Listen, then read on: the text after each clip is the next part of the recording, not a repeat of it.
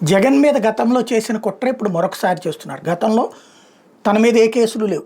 Case ఎట్లా వచ్చింది?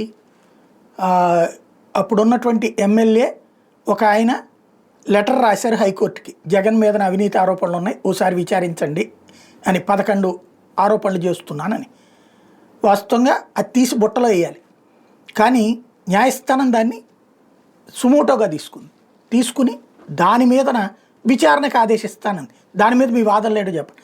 అసలు అట్లా లెటర్ల మీద విచారణకు ఆదేశించడం ఏంటండి అంటే, ఏముంది విచారిస్తే తప్పే ఉంది, మీ తప్పేం లేకపోతే ఏం లేదు కదా అని విచారించమని.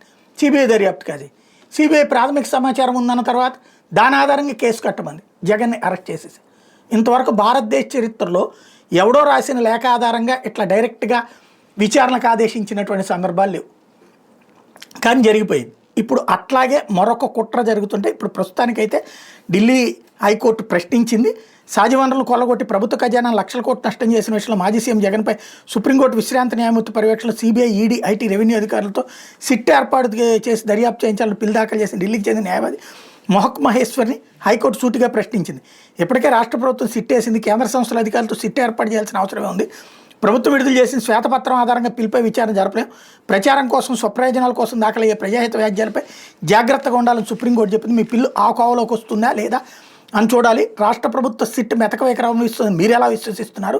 మాజీ సీఎం పట్ల ఔదార్యం చూపుతున్నారని భావిస్తున్నారని పిటిషనర్ న్యాయవాది మెహక్ మహేశ్వర్ని ప్రశ్నించింది.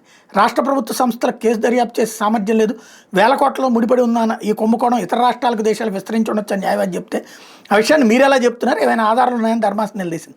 బిల్ దాఖలు చేసిన విధానంపై మేము సంతృప్తి కలిగాం, ఈ దశలో ప్రతివాదులకు నోటీసులు సైతం ఇవ్వలేమని ధర్మాసనం తేల్చి చెప్పింది. వివరాలు సమర్పించాలని ప్రభుత్వ ప్రత్యేక న్యాయవాది ఎస్ ప్రణతికి సూచించింది. విచారణ వాయిదా వేసింది.